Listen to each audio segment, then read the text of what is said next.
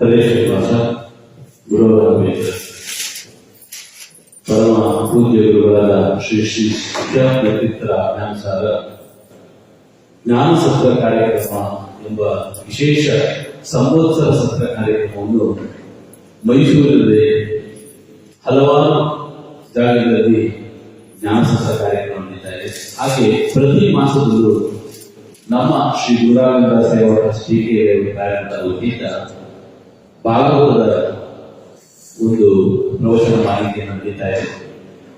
ಈ ಮಾಸದಲ್ಲಿ ನಮ್ಮ ಮೈಸೂರಿನ ಪ್ರಖ್ಯಾತ ವಿದ್ವಾಂಸರಾದಂತಹ ಪಂಡಿತರಾದಂತಹ ವ್ಯಾಸತೀರ್ಥಾಚಾರ್ಯರು ಈ ಕಾರ್ಯಕ್ರಮವನ್ನು ನಡೆಸಿಕೊಳ್ಬೇಕು ಅಂತ ಹೇಳಿದ್ದಕ್ಕೆ ತುಂಬ ಮನಸ್ಸಿನಿಂದ ಸಂತೋಷವಾಗಿ ನಡೆಸಿಕೊಟ್ಟುವಾಗಿ ಹೇಳಿ ಶ್ರೀಮತಿ ಆಗಮಿಸಿದ್ದಾರೆ. ಅಲ್ಲಿ ಇಲ್ಲಿ ನಡೆದಂತಹ ಎಲ್ಲ ಭಗವದ್ಭಕ್ತರ ಪರವಾಗಿ ಹಾಗೂ ಶ್ರೀಗಳ ಪರವಾಗಿ ಅವರಿಗೆ ವಿಶೇಷವಾದ ಸ್ವಾಗತವನ್ನು ಕೋರುತ್ತಾ 5 ದಿನಗಳ ಕಾಲ ಸಪ್ತಮ ಸ್ಕಂದ ಭಾಗವತ ಪ್ರವಚನ ಮಾಲಿಕೆಯನ್ನು ನಡೆಸಿಕೊಳ್ಬೇಕು ಅಂತ ಅವರಲ್ಲಿ ಕಲ್ಪನೆಯಾಗಿ ಪ್ರಾರ್ಥಿಸುತ್ತಾರೆ. ಹರೇ ಶ್ರೀನಿವಾಸ. ಗುರುಭ್ಯೋ ನಮಃ ಪರಮಗುರುಭ್ಯೋ ನಮಃ. ಶ್ರೀಮದಾನಂದತೀರ್ಥ ಭಗವತ್ಪಾದಾಚಾರ್ಯ ಗುರುಭ್ಯೋ ನಮಃ. ಹರಿ ಓಂ. ಜನ್ಮಾದ್ಯಸ್ಯ ಯತೋನ್ವಯಾದಿತರತಶ್ಚ ಅರ್ಥೇಷ್ವಭಿಜ್ಞಃ ಸ್ವರಾಟ್ ತೇನೇ ಬ್ರಹ್ಮಹೃದಾಯ ಆದಿಕವಯೇ ಮುಹ್ಯಂತಿ ಯಂ ಸೂರಯಃ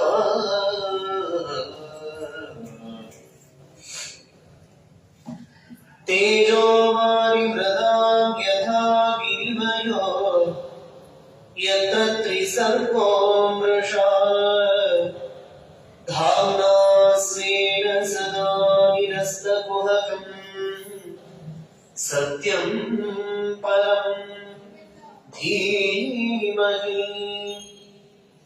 ಯೋಂಧಃ ಪ್ರವಿಶ್ಯ ಮಮ ವಾಚಮಿಮಾಂ ಪ್ರಸುಪ್ತಾಂ ಸಂಜೀವಯತ್ಯಖಿಲ ಶಕ್ತಿಧರ ಸ್ವಧಾಮ್ನ ಅನ್ಯಾಂಶ್ಚ ಹಸ್ತಚರಣಶ್ರವಣತ್ವಗಾದಿ ಪ್ರಾಣಾನ್ನಮೋ ಭಗವತೆ ಪುರುಷಾಯ ತುಭ್ಯಂ.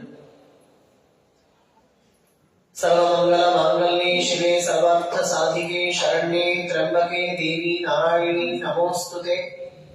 ಧರ್ಮ ವಿಜ್ಞಾನ ವೈರಾಗ್ಯ ಪರಮೈಶ್ವರ್ಯ ಶಾಲಿನಃ ಆನಂದ ತೀರ್ಥ ಭಗವತ್ಪಾದಾನ್ ವಂದೇ ನಿರಂತರಂ.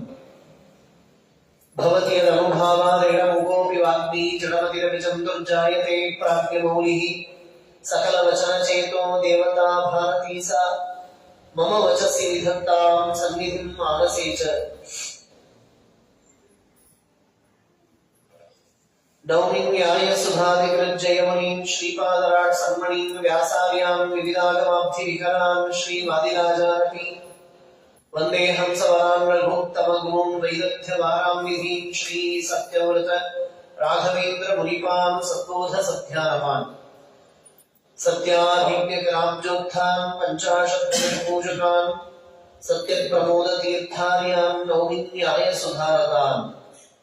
ಶಾಸ್ತ್ರೇಷು ಪಾರಧೃಷ್ವಾನ್ ಶಾಸ್ತ್ರಜ್ಞೇಷು ಚ ವತ್ಸಲಂ ದೀನಭಕ್ತೋದ್ಧಾರಕರಂ ಸತ್ಯಾತ್ಮಾನ್ ಗುರುಂ ಭಜೆ. ಮನ್ಮನೋಭೀಷ್ಟವರದಂ ಸರ್ವಾಭೀಷ್ಟಫಲಪ್ರದಂ ಪುರಂದರ ಗುರುಂ ವಂದೇ ದಾಸಶ್ರೇಷ್ಠಂ ದಯಾನಿಧಿಂ. ಅಜ್ಞಾನತಿಮಿರಚ್ಛೇದಂ ಬುದ್ಧಿಸಂಪತ್ಪ್ರದಾಯಕಂ ವಿಜ್ಞಾನ ವಿಮಲಂ ಶಾಂತಂ ವಿಜಯಾಖ್ಯ ಗುರುಂ ಭಜೆ. ವಿದ್ಯಾಪೀಠ ವಿಧಾತಾರಂ ವಿದ್ಯಾವಾರಿಧಿ ಚಂದಿರಂ ವಿದ್ಯಾರ್ಥಿವತ್ಸಲಂ ವಂದೇ ಮಹಾಮಹಿಮ ಸದ್ಗುರುಂ. ಶ್ರೀ ಗುರುಭ್ಯೋ ನಮಃ. ಹರಿ ಓಂ ಹರಿ ಓಂ ಹರಿ ಓಂ. ಸ್ವಸ್ತಿಸ್ತು ಅಶೇಷ ಸಂಬಂಧಲಾನಿ ಭವಂತು.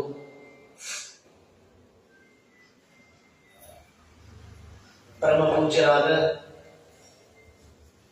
ಶ್ರೀ ಶ್ರೀ ಶ್ರೀ ಸತ್ಯಾತ್ಮತೀರ್ಥ ಶ್ರೀಪಾದಂಗಳವರ ಆಜ್ಞೆಯಂತೆ ಈ ಸಮಸ್ತವಾದಂತಹ ಎಲ್ಲ ಕಡೆಗೂ ಕೂಡ ಮೈಸೂರಿನ ಅನೇಕ ಬಡಾವಣೆಗಳಲ್ಲಿ ಅನೇಕ ಮಂದಿರಗಳಲ್ಲಿ ಮಠಗಳಲ್ಲಿ ಭಾಗವತ ಸಂವತ್ಸರ ಯಜ್ಞ ಅಂತ ನಡೀತಾ ಇದೆ.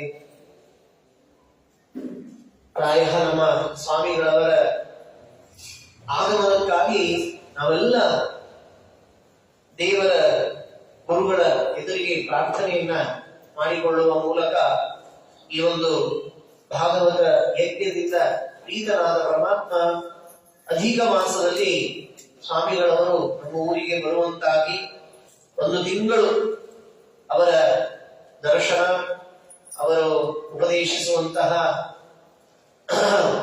ಶಾಸ್ತ್ರದ ಶ್ರವಣ, ಮೂಲರಾಮ ದೇವರ ದರ್ಶನ, ತೀರ್ಥ ಪ್ರಾಶನ, ನೈವೇದ್ಯ ಭಕ್ಷಣಾದಿಗಳಿಂದ ನಾವು ಪವಿತ್ರರಾಗಬೇಕಾಗಿದೆ, ಪರಮಾತ್ಮನ ಅನುಗ್ರಹಕ್ಕೆ ಪಾತ್ರರಾಗಬೇಕಾಗಿದೆ. ಆ ಹಿನ್ನೆಲೆಯಲ್ಲಿ ನಮಗೊಂದು ಅಧಿಕಾರ ಬರುವುದಕ್ಕಾಗಿ ಈ ಒಂದು ಜ್ಞಾನ ಕಾರ್ಯ, ಆ ಜ್ಞಾನ ಕಾರ್ಯದಿಂದ ಸಂತುಷ್ಟನಾದ ಪರಮಾತ್ಮ ಗುರುಗಳ ಮೂಲಕ ಅಧಿಕವಾಗಿ ವಿಶೇಷವಾಗಿ ಜ್ಞಾನವನ್ನ ಕೊಡ್ತಾನೆ. ಆ ಹಿನ್ನೆಲೆಯಲ್ಲಿ ಈ ಶ್ರೀಮಠದಲ್ಲಿಯೂ ಕೂಡ ಬಹಳ ವಿಜೃಂಭಣೆಯಿಂದ ಈ ಒಂದು ಸಂವತ್ಸರ ಯಜ್ಞದ ಭಾಗಗಳು ನಡೀತಾ ಇವೆ. ಭಾಗವತದ ಮಾಲಿಕೆ, ಪ್ರವಚನ ಮಾಲಿಕೆಗಳು, ಅದರಲ್ಲಿ ನನ್ನನ್ನು ಕೂಡ ಈ ಸಪ್ತಮ ಸ್ಕಂದಕ್ಕೆ ಭಾಗವಹಿಸುವುದಕ್ಕೆ ಅವಕಾಶ ಕೊಟ್ಟಂತಹ ಇಲ್ಲಿನ ಪದಾಧಿಕಾರಿಗಳಿಗೆ, ಪದ್ಮನಾಭ ಅವರು ಪೂಜ್ಯರಾಗಿರ್ತಕ್ಕಂತಹ ಆಚಾರ್ಯರಿದ್ದಾರೆ, ಅವರಿಗೆ ಹಾಗೂ ತಮ್ಮೆಲ್ಲರಿಗೂ ಕೂಡ ನಾನು ಹೃತ್ಪೂರ್ವಕವಾದ ಕೃತಜ್ಞತೆಯನ್ನು ಸಲ್ಲಿಸಿ, ಇಲ್ಲಿ ಸನ್ನಿಹಿತರಾದಂತಹ ಶ್ರೀಕೃಷ್ಣ ಮುಖ್ಯ ಪ್ರಾಣದೇವರು ಹಾಗೂ ರಾಘವೇಂದ್ರ ಸ್ವಾಮಿಗಳವರ ಅಡಿದಾವರೆಗಳಲ್ಲಿ ಅನಂತ ಕೋಟಿ ನಮಸ್ಕಾರಗಳನ್ನ ಮಾಡ್ತಾ ನನ್ನ ಈ ಸಪ್ತಮ ಸ್ಕಂದ ಭಾಗವತದ ಅನುವಾದವನ್ನ ಯಥಾಮತಿಯಾಗಿ ಗುರುಗಳ ಅನುಗ್ರಹವನ್ನ ಅಪೇಕ್ಷಿಸಿ ಪ್ರಯತ್ನವನ್ನ ಮಾಡ್ತೀವಿ ಅನುವಾದ ಮಾಡಲಿಕ್ಕೆ. ರಾಜೋವಾಚ ಸಮಪ್ರಿಯ ಸಹೃದ್ಬ್ರಹ್ಮಂ ಭೂತಾನಾಂ ಭಗವನ್ ಸ್ವಯಂ ಇಂದಸ್ಯಾರ್ಥೇ ಕಥಂ ದೈತ್ಯಾನ್ ಅವಧಿ ವಿಷಮೋ ಯಥಾ. ಈ ಹಿಂದೆ ಷಷ್ಠ ಸ್ಕಂದದೊಳಗೆ ನಾವು ಕೇಳಿದ್ದೇವೆ, ವೃತ್ರಾಸುರನನ್ನ ಪರಮಾತ್ಮ ಇಂದ್ರನಿಂದ ಸಂಹಾರ ಮಾಡಿಸಿದ. ಇಂದ್ರಾದಿ ದೇವತೆಗಳ ಪ್ರಾರ್ಥನೆಗೆ ಹೋಗೊಟ್ಟು ಪರಮಾತ್ಮ ದಧೀಚಿ ಋಷಿಗಳ ಆ ಅಸ್ಥಿಗಳನ್ನೇ ವಿಶ್ವಕರ್ಮನಿಗೆ ಕೊಟ್ಟು ಅದರಿಂದ ವಜ್ರಾಯುಧವನ್ನು ನಿರ್ಮಾಣ ಮಾಡಿಸಿ ಅದರೊಳಗೆ ಒಂದು ರೂಪದಿಂದ ಪ್ರವೇಶ ಮಾಡಿ ಇಂದ್ರನ ಒಳಗೂ ಪ್ರವೇಶ ಮಾಡಿ ಆ ಲೋಕ ಭಯಂಕರನಾದ ವೃತ್ರನನ್ನ ಸಂಹಾರ ಮಾಡಿಸಿದ ಅಂತ. ಆ ವಿಷಯವನ್ನು ಕೇಳಿದ ರಾಜನಿಗೆ ಸಂಶಯ ಬರ್ತಾ ಇತ್ತು. ನೋಡಿ, ರಾಜನಿಗೆ ಸಂಶಯ ಇಲ್ಲ, ನಮ್ಮ ಸಂಶಯವನ್ನ ಪರಿಹಾರ ಮಾಡುವುದಕ್ಕಾಗಿ ಪರಮಾತ್ಮನ ನಿರ್ದುಷ್ಟತೆಯನ್ನ, ಸರ್ವೋತ್ತಮತ್ವವನ್ನ, ಪರಮಾತ್ಮನಿಗೆ ವೈಷಮ್ಯ ನೈರ್ಘಣ್ಯಗಳಿಲ್ಲ ಅನ್ನುವಂತಹ ಆ ಭಗವಂತನ ನಿರ್ದೋಷತ್ವವನ್ನ ಇಡೀ ಜಗತ್ತಿಗೆ ಸಾರಬೇಕಾಗಿದೆ. ಆ ಹಿನ್ನೆಲೆಯಲ್ಲಿ ಪ್ರಶ್ನೆಯನ್ನು ಮಾಡ್ತಾ ಇದ್ದಾನೆ ಪರೀಕ್ಷಿತ ರಾಜ. ಅಲ್ಲ ಶುಕಾಚಾರ್ಯರೇ, ಯಾಕೋ ದೇವರು ಪಾರ್ಶ್ವಲ್ ಇದ್ದಾರೆ ಅಂತ ಅನಿಸ್ತದೆ, ವಿಷಮನಾಗಿದ್ದಾರೆ, ಅವನಲ್ಲಿ ವೈಷಮ್ಯ ಕಾಣಿಸ್ತಾ ಇದೆ, ಯಾಕೆ ನನಗೆ ಅರ್ಥ ಆಗ್ತಾ ಇಲ್ಲ. ಇತಿರಹ ಸುಮಹಾಭಾಗ ನಾರಾಯಣ ಗುಣಾನ್ ಪ್ರತಿ ಸಂಶಯ ಸುಮಹಾಂ ಜಾತಃ ತಂ ಭವಾನ್ ಶ್ಚೇತ್ತು ಮರಗತಿ. ನನಗೆ ಈ ಸಂಶಯ ಬಂದಿದೆ ಭಗವಂತನ ಗುಣಗಳ ಬಗ್ಗೆ, ಅದನ್ನ ನಾಶ ಮಾಡಲಿಕ್ಕೆ ನೀವು ಸಮರ್ಥರಿದ್ದೀರಾ ಪರೀಕ್ಷಿತ ರಾಜರೇ.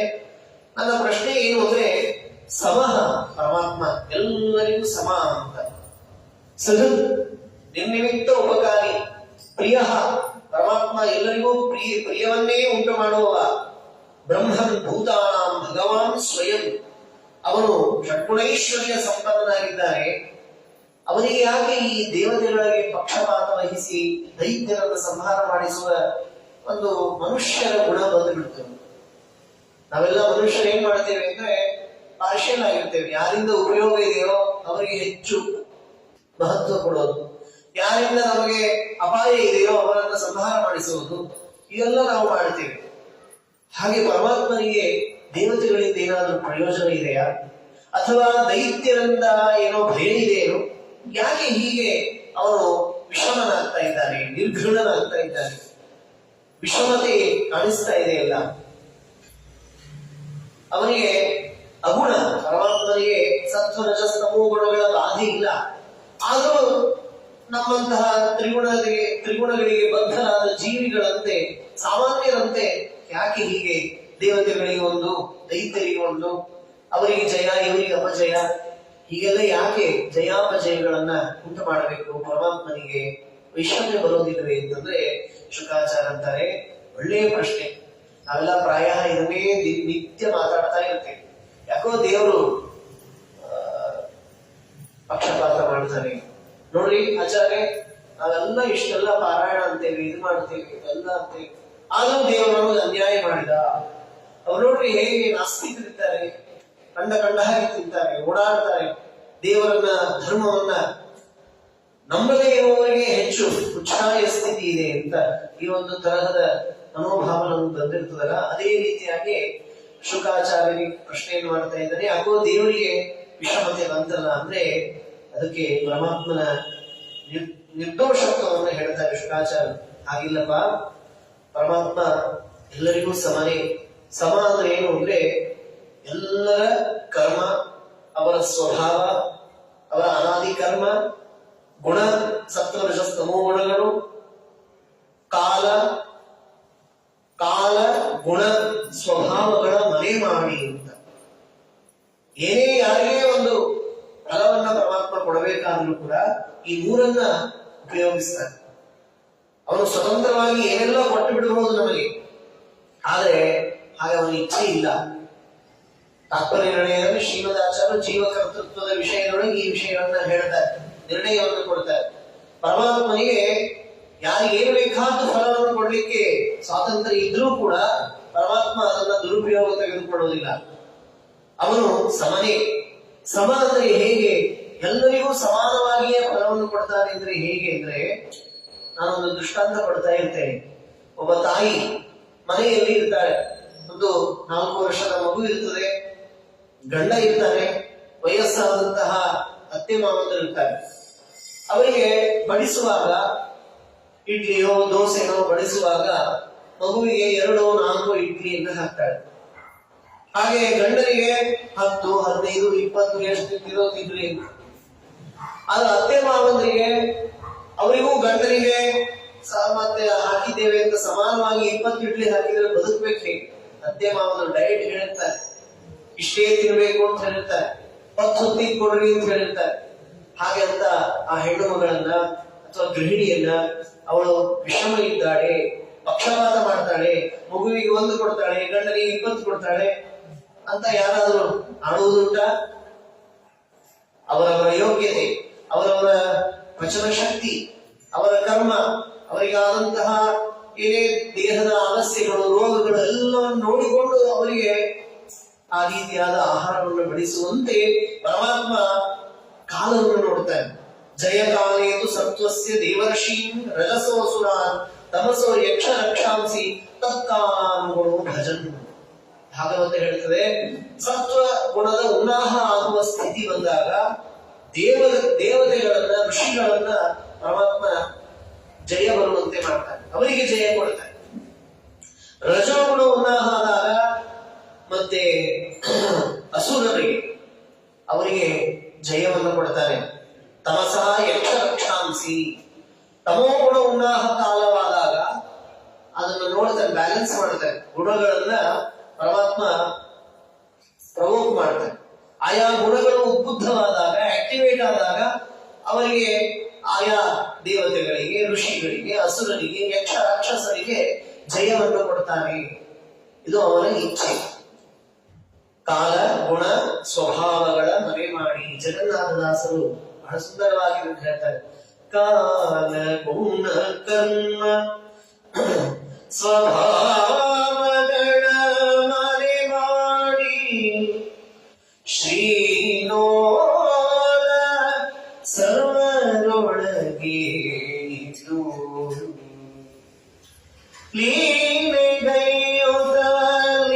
ಲೀನೆಗೈಯುತ್ತಲಿತ್ತಲಾಗದೆ ನಿರಂತರದಿ ಪಾಲಿಸುವೆ ಸಂಭರಿಪೆ ದಿವಿಜ ದಾನವ ತತಿಯ ಯಾತಗವ ನಾನಯ್ಯ ಇಂದಿರೇಶ.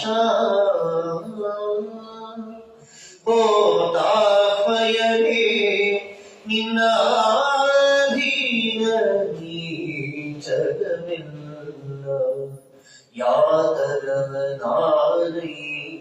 ಅಲ್ಲಿ ಕಾಲ ಗುಣ ಕರ್ಮ ಸ್ವಭಾವಗಳ ಮನೆ ಮಾಡಿ ನಮ್ಮ ಕರ್ಮ ಇರ್ತದೆ, ಅನಾದಿಯಾದ ಕರ್ಮ. ಅದನ್ನ ದೇವರು ಹುಟ್ಟಿಸಿಲ್ಲ. ನಮ್ಮ ಜೀವ ಸ್ವರೂಪದಲ್ಲಿ ಅನಾದಿ ಹೇಗೋ ಜೀವಕ್ಕೆ ಹುಟ್ಟಿಲ್ಲ, ಹಾಗೆ ಅದು ಹಿಡನ್ ಆಗಿ ಇನ್ಬಿಲ್ಟ್ ಆಗಿ ಸ್ವರೂಪಭೂತವಾದ ಕರ್ಮ ಇದೆ. ನಮ್ಮ ಜೀವ ಸ್ವರೂಪದಲ್ಲೇನೆ ಒಂದಿಷ್ಟು ಕರ್ಮಗಳಿವೆ ನಾವು ಮಾಡಿದ್ದು. ಅದು ಮಾಡಿಸಿದ ದೇವರು ಅದನ್ನ ಮಾಡಿಸಿಲ್ಲ, ಒಟ್ಟಾರೆ ಇದೆ. ಆದ್ರೆ ಅದನ್ನ ಯಾವಾಗ ಈ ದೇಹವನ್ನ ಕೊಡ್ತಾನೆ ಪರಮಾತ್ಮ, ಈ ಜೀವ ಸ್ವರೂಪಕ್ಕೆ ಲಿಂಗ ದೇಹ ಮತ್ತು ಸ್ಥೂಲ ದೇಹ ಬಂದಾಗ ಆಮೇಲೆ ಅವನನ್ನ ಪ್ರಬೋಧನೆಗೊಳಿಸ್ತಾನೆ. ಒಳಗಡೆ ಪುಣ್ಯ ಪಾಪ ಇದ್ದು ಕರ್ಮ ಇದ್ದು ಪುಣ್ಯ ಕೆಲಸಗಳನ್ನು ಮಾಡಿಸ್ತಾ ಹೋಗ್ತಾನೆ. ಪಾಪ ಕರ್ಮಕ್ಕೆ ಅನುಗುಣವಾಗಿ ಅದಕ್ಕೆ ಫಲವನ್ನು ಕೊಡ್ತಾ ಹೋಗ್ತಾನೆ. ಪುಣ್ಯದ ಫಲವಾಗಿ ಸುಖವನ್ನ, ಪಾಪದ ಕರ್ಮದ ಫಲವಾಗಿ ದುಃಖವನ್ನ ಪಡಿಸ್ತಾ ಹೋಗ್ತಾನೆ. ಜಯಾಪಜಯಗಳು, ಲಾಭಾಲಾಭಗಳು, ಎಲ್ಲ ದ್ವಂದ್ವಗಳು, ಸುಖ ದುಃಖಗಳು, ಮಾನಾಪಮಾನಗಳು ಎಲ್ಲ ನಮ್ಮ ಕರ್ಮಗಳಿಗೆ ಅನುಗುಣವಾಗಿ. ನೀವೆಲ್ಲ ಕೇಳಬಹುದು, ಅಲ್ಲ ದೇವರೇ ಕರ್ಮವನ್ನು ಮಾಡಿಸುವಾಗ ಒಳ್ಳೆ ಕರ್ಮ ಮಾಡಿಸ್ಬಿಡ್ಲಲ್ಲ ಎಲ್ಲರಿಗಿಂತಲೂ ಅಂತ. ಹಾಗೆಲ್ಲ ಮಾಡಿಸುವುದಿಲ್ಲ ದೇವರು. ಈಗ ಒಂದೇನೋ ಭಾಗವತ ಕೇಳ್ತಾ ಇದ್ದೀವಿ, ಇದನ್ನ ಯಾಕೆ ಮಾಡಿಸ್ತಾ ಇದ್ದಾನೆ ಅಂದ್ರೆ ಇದ್ರ ಹಿಂದೆ ಒಂದು ಪುಣ್ಯ ಕರ್ಮ ಇದೆ, ನಿಷ್ಕಾಮ ಕರ್ಮ ಇದೆ. ಅದಕ್ಕಾಗಿ ಈ ಜ್ಞಾನ ಸಾಧನೆ ನಡೀತಾ ಇದೆ. ನಿಷ್ಕಾಮ ಕರ್ಮ ನಾವು ಮಾಡಿಲ್ಲ ಅಂತಾದ್ರೆ ಜ್ಞಾನ ಹುಟ್ಟಲಿಕ್ಕೆ ಸಾಧ್ಯ ಇಲ್ಲ. ಜ್ಞಾನ ರೂಪವಾದ ಫಲ ಅದಕ್ಕೆ ಕಾರಣ ಕೇವಲ ನಿಷ್ಕಾಮ ಕರ್ಮ. ನಾವು ಯಾವಾಗೋ ದೇವರಿಗೆ ಒಂದು ನಮಸ್ಕಾರ ಹಾಕಿರ್ತೀವಿ, ಪ್ರದಕ್ಷಿಣೆ ನಮಸ್ಕಾರ. ಏನಂದ್ರೆ ಏನೂ ಬಯಸದೆ, ಸ್ವಾಮಿ ನಿನ್ನ ಪ್ರೀತಿ ಆಗ್ಲಿ, ನಿನ್ನ ಅನುಗ್ರಹ ಒಂದೇ ಸಾಕು ಅಂತ ಏನಾದ್ರೂ ನಾವು ಮಾಡಿದ ನಿಷ್ಕಾಮ ಕರ್ಮ ಇತ್ತು ಅಂತಾದ್ರೆ ಅದಕ್ಕೆ ಫಲವಾಗಿ ಇವತ್ತು ಭಾಗವತ ಶ್ರವಣ ನಡೀತಾ ಇದೆ. ದುರ್ಲಭೈವ ಕಥಾಲೋಕೆ ಶ್ರೀಮದ್ ಭಾಗವತೋದ್ಭವ. ಶ್ರೀಮದ್ ಭಾಗವತದ ಕಥೆ ಭಾರಿ ದುರ್ಲಭ, ಎಲ್ಲರಿಗೂ ಸಿಗೋದಿಲ್ಲ. ಕೋಟಿ ಜನ್ಮ ಸಮುಖೇನ ಪುಣ್ಯವೇವತ್ತು ಲಭ್ಯತೆ. ಕೋಟಿ ಜನ್ಮದ ಪುಣ್ಯದ ಪರಿಪಾಕ, ನಿಷ್ಕಾಮ ಕರ್ಮದಿಂದ ಜನ್ಯವಾದ ಆ ಪುಣ್ಯ ಇದೆಯಲ್ಲ, ಆ ಪುಣ್ಯದ ಪರಿಪಾಕ ಇದ್ರೆ ಮಾತ್ರ ಜ್ಞಾನ ಸಾಧನೆ ಆಗುತ್ತೆ, ಭಾಗವತಾದಿಗಳ ಸಚ್ಚಾಸ್ತ್ರಗಳ ಶ್ರವಣ ಆಗುತ್ತೆ. ಆ ಕರ್ಮ ಇದೆ. ಆ ಕರ್ಮವನ್ನು ದೇವರು ಮಾಡಿಸಿದ ಅಂದ್ರೆ ಅದಕ್ಕೆ ಹಿಂದೆ ಕರ್ಮ, ಅದರ ಹಿಂದಿನ ಕರ್ಮ, ಅದರ ಹಿಂದಿನ ಕರ್ಮ, ಕೊನೆಗೆ ಎಲ್ಲಿ ಹೋಗ್ತದೆ? ಅನಾದಿಯಾದ ಕರ್ಮ. ದೇವರು ಮಾಡಿಸಿಲ್ಲ ಅದನ್ನ. ದೇವರು ಮಾಡಿಸಿದ್ರೆ ಆಗ ದೇವರ ಇಂಟರ್ಫಿಯರೆನ್ಸ್ ಇರ್ತದೆ, ಯಾಕೆ ಮಾಡಿಸಿದ ಅಂತ. ಹಾಗೇನೆ ದುಃಖದ ಫಲವನ್ನ ನಾವು ಅನುಭವಿಸ್ತಾ ಇದ್ದೇವೆ ಅಂದ್ರೆ ಅದಕ್ಕೆ ಹಿಂದೆ ಪಾಪ ಕರ್ಮ ಇದೆ. ಅದಕ್ಕಾಗಿ ಒಂದೇ ಮಾತಲ್ಲಿ ಹೇಳ್ತಾರೆ ಶುಕಾಚಾರ್ಯರು, ಜಯಕಾಲೇ ಸತ್ವಸ್ಯ ದೇವರ್ಷಿ ರಜಸಃ ಅಸುರಾನ್ ತಮಸಃ ಯಕ್ಷ ರಕ್ಷಾಂಸಿ ತತ್ಕಾಲಾನುಗುಣೋ ಭಜನ್ ಇತ್ಯಾದಿಯಾಗಿ ಬಹಳ ವಿಸ್ತಾರವಾಗಿ ಹೇಳ್ತಾರೆ. ಅದಕ್ಕೆ ನೀವು ಇನ್ನೂ ಒಂದು ಸಂವಾದವನ್ನು ಉದಾಹರಣೆ ಕೊಡ್ತೇವೆ ಅಂತ ಶುಕಾಚಾರ್ಯ ಪರೀಕ್ಷಿತರಿಗೆ ಇದೇ ರೀತಿಯ ಪ್ರಶ್ನೆಯನ್ನ ರಾಜಸೂಯಯಾಗದೊಳಗೆ ನಾರದರಿಗೆ ಸಾಕ್ಷಾತ್ ಯುಧಿಷ್ಠಿರ ಧರ್ಮರಾಜ ಮಾಡಿದ ಪ್ರಶ್ನೆ ಇದೆ. ಸೇಮ್ ಪ್ರಶ್ನೆ, ಇದೇ ತರಹದ ಪ್ರಶ್ನೆ. ಆ ಸಂದರ್ಭ ಏನು ಅಂದ್ರೆ, ಅದ್ಭುತವಾಗಿ ಒಂದು ಸಲ ರಾಜಸೂಯೆಯನ್ನ ಮಾಡ್ತಾ ಇದ್ದಾರಲ್ಲ ಪಾಂಡವರು. ಮಹಾಕೃತವು ರಾಜಸೂಯೆ ವಾಸುದೇವೇ ಭಗವತಿ ಸಾಯುಜ್ಯಂ ಚೇದಿ ಭೂಭುಜ.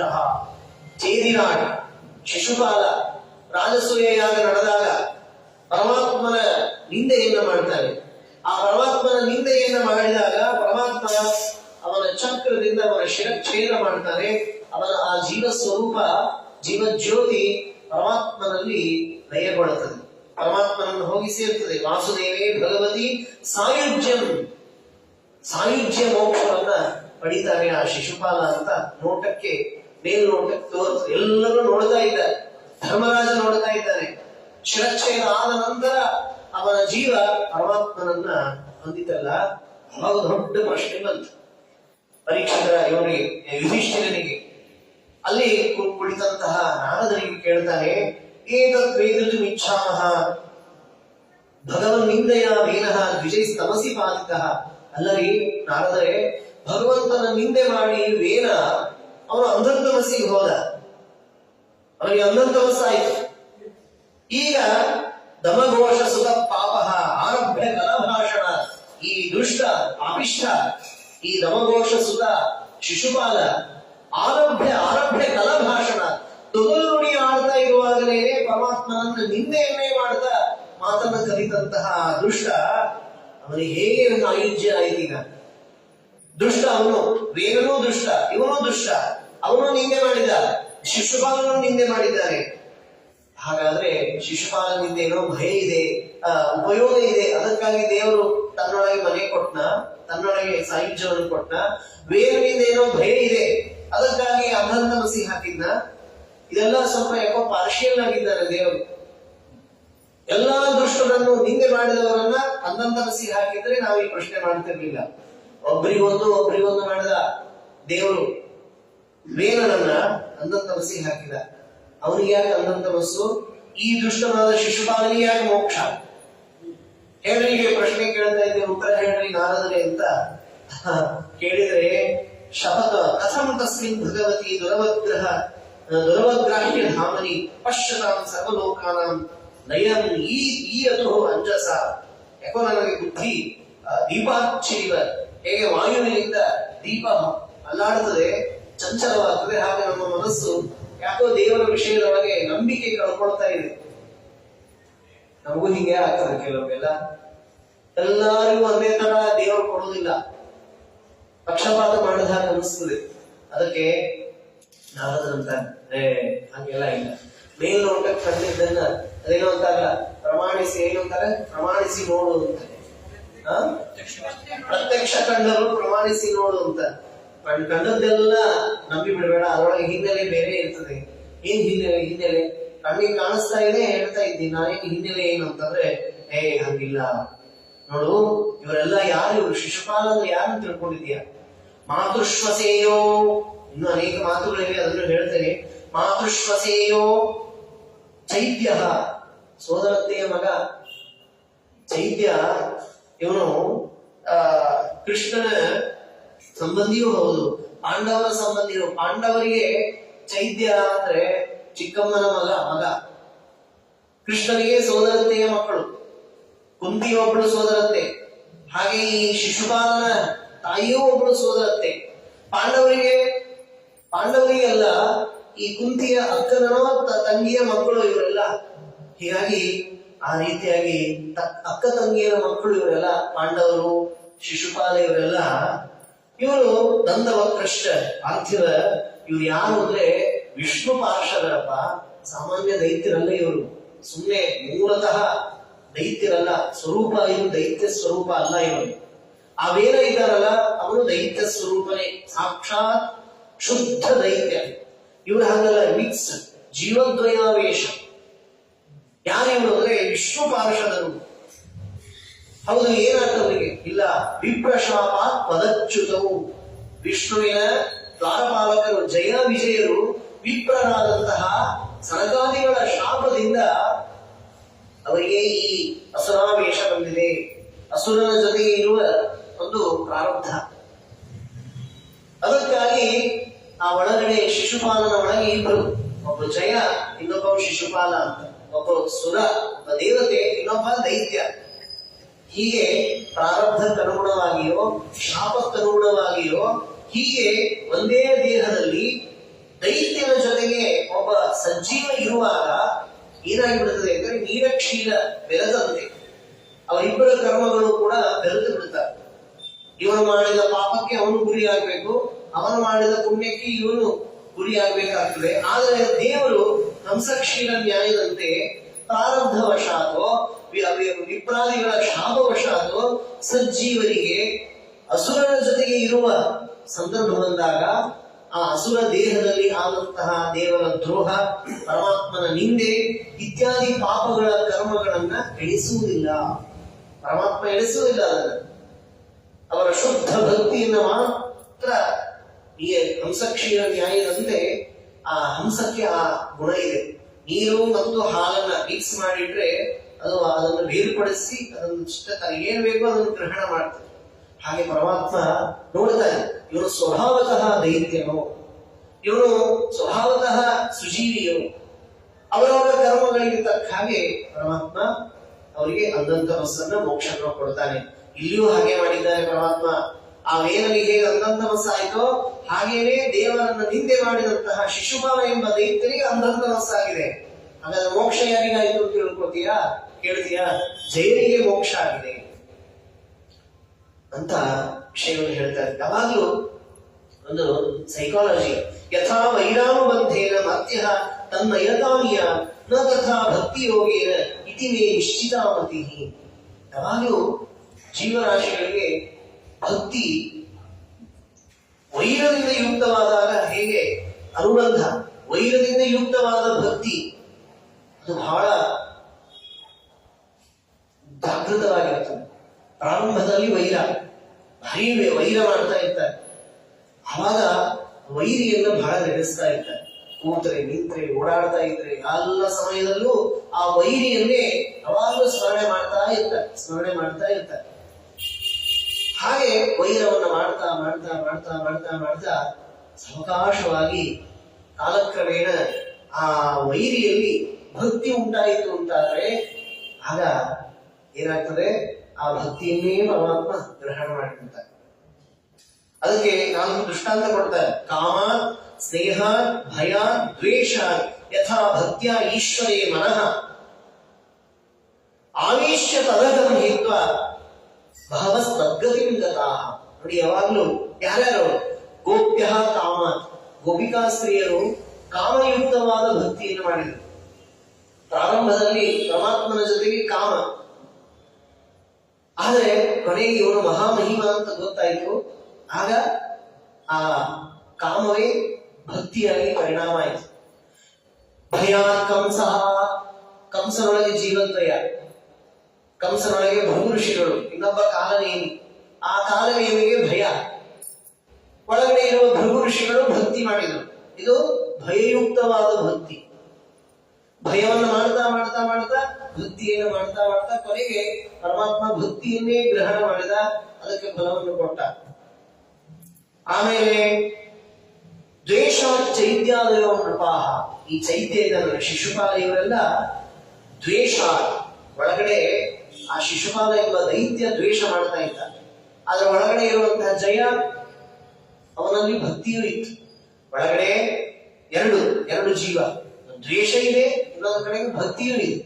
ಹೀಗಾಗಿ ಆ ದ್ವೇಷಯುಕ್ತವಾದ ಭಕ್ತಿ ಮಾಡಿದಾಗ ಆ ಜೀವನಲ್ಲಿ ಇರುವ ಸಜ್ಜೀವನಿಗೆ ದ್ವೇಷದಿಂದ ಆದಂತಹ ಫಲವನ್ನು ದೇವರು ಕೊಡೋದಿಲ್ಲ. ಯಾಕೆ? ಅವನು ಸ್ವಾಭಾವಿಕವಾಗಿ ಭಕ್ತ. ಆದ್ದರಿಂದ ಅದಕ್ಕೊಂದು ಉದಾಹರಣೆ ಕೊಡ್ತಾರೆ. ಸೈಕಾಲಜಿ ಇದು. ಕೀಟ ಪೇಷಸ್ಕೃತ ವೃದ್ಧ ಕುಡ್ಡೆ ಅಂತ ಮನುಸ್ಮರನ್. ನೋಡಿ, ಇವೆಲ್ಲ ಗೊತ್ತಿರಬಹುದು. ಇದು ಒಂದು ಕೀಟ, ಅದನ್ನ ಒಂದು ಪಕ್ಷಿ ಅದನ್ನು ತೆಗೆದುಕೊಂಡು ಬರ್ತದೆ. ಅಂದ್ರೆ ರೆಕ್ಕೆ ಉಳ್ಳಂತಹ ಒಂದು ಕೀಟ, ರೆಕ್ಕೆ ಇದೆ ಅದಕ್ಕೆ. ಒಂದು ಕೀಟವನ್ನು ತಂತು, ಅದಕ್ಕೆ ರೆಕ್ಕೆ ಇಲ್ಲ ಇನ್ನು. ಅಂತಹ ಕೀಟವನ್ನು ತೆಗೆದುಕೊಂಡು ಬಂದು ತನ್ನ ಮನೆಯಲ್ಲಿ ಅದನ್ನ ಕಾಪಾಡುತ್ತದೆ. ಎಲ್ಲೋ ಹುಟ್ಟಿದಂತಹ ಒಂದು ಕೀಟವನ್ನು ತಂದು ತಾನು ಅದಕ್ಕೆ ಆಹಾರವನ್ನು ಕೊಡ್ತಾ ಇರ್ತದೆ. ಈ ಕೀಟ, ಬಂಧಿತವಾದ ಕೀಟಕ್ಕೆ ಸಂಭ್ರಮ, ಭಯ ಮತ್ತು ಯೋಗ ಮೂರೂ ಉಂಟಾಗ್ತವೆ. ಸೈಕಾಲಜಿ ಇದೆ. ಸಂಭ್ರಮ ಅಂದ್ರೆ ಕೋಪ, ಇದು ಯಾಕೆ ನನ್ನ ಮನೆಯಲ್ಲಿ ಇಟ್ಕೊಂತು ಅಂತ ಆ ಕೀಟ, ಏನು ರೆಕ್ಕೆ ಉಳ್ಳಂತಹ ಕೀಟ ಇರ್ತದೆ, ಅದರ ಮೇಲೆ ಇದಕ್ಕೆ ಕೋಪ, ನನ್ನೇಕೆ ಇಲ್ಲಿ ಬಂಧನ ಮಾಡ್ಬೇಕು, ಈ ಮನೆಯಲ್ಲಿ ತಂದಿಡ್ಬೇಕು. ಆಮೇಲೆ ಭಯ, ಏನ್ ಮಾಡ್ತೀವಿ ಅಂತ ಭಯ. ಮೂರನೇದು ಯೋಗ